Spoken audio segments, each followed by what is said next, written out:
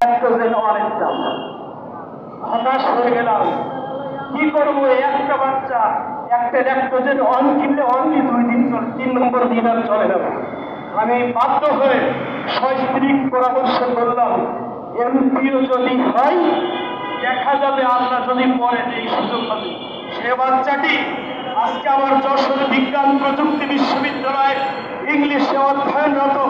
তার ফলাফল বিগত দিনের সবগুলো ফার্স্ট ক্লাস, তার ফলাফলে 2 সেমিস্টারও ফার্স্ট ক্লাস। কিন্তু কপাল এমন পুরা ঘুরেছে, দ্বিতীয় বাচ্চার মুখ আতো দেখতে পারি নাই। আমার মনে হয় এই কষ্টের সাথে আমার যারাই সহযোগিতা ভাইরা আছেন সবাই কেউ একত্রতা পোষণ না করলে বাস্তবতার মুখোমুখি আমরা যারা দাঁড়িয়ে কেবল শুধুমাত্র তারাই এই বাস্তবতা স্বীকার করতে চাই। সংগ্রামী ভাইরা, আমি আমার জীবনের দেখেছি যে আমাদের এই ননিত্য শিক্ষকরা কেবলমাত্র সরাসুদের মাথা কাছে।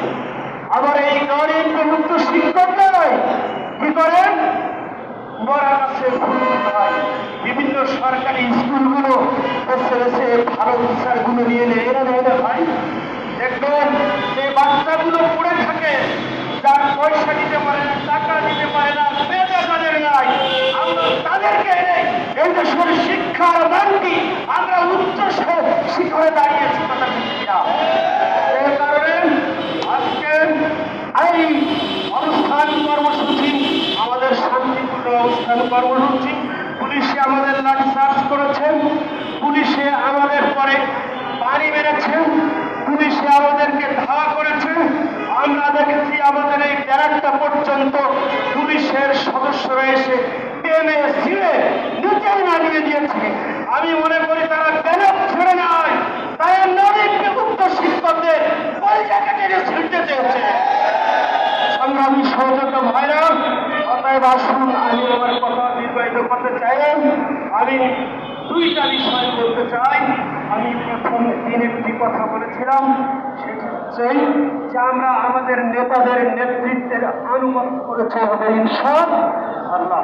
আর এই আনুগত্য যদি করে চলতে পারি, আমরা আশা করি আমরা কাঙ্ক্ষিত লক্ষ্যে পৌঁছে যাব। আমাদের নেতৃবৃন্দ যে তাদের কষ্ট, তারা যে শ্রম দিয়ে মেধা দিয়ে আমাদেরকে এগিয়ে নেওয়ার চেষ্টা করছেন, তাদের সর্বমূল সহযোগিতা এবং তাদের সুস্থতা কামনা এবং আল্লাহর দরবারে ফরিয়াদ, সর্বোপরি আমরা যারা আছি যেন সুশৃঙ্খলভাবে আমরা আমাদের দাবি আদায় করে নিতে পারি।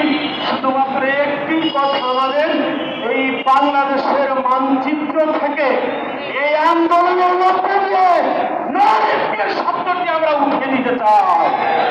সংগ্রামী ভাইরা আমার, সকলকে ধন্যবাদ এবং সকলের সুস্বাস্থ্য কামনা করেন। আমি আমার কথা এখানে শেষ করছি। আসসালামু আলাইকুম ওয়া রাহমাতুল্লাহ। শুধু দর্শক, আজকে 17তম দিন সম্মিলিত ঐক্য পরিষদ প্রেস ক্লাবের সামনে তাদের লাগাতার অবস্থান কর্মসূচি চালিয়ে যাচ্ছে। আজকে 17তম দিন সম্মিলিত নন এমপিও ঐক্য পরিষদ তারা করে যাচ্ছে।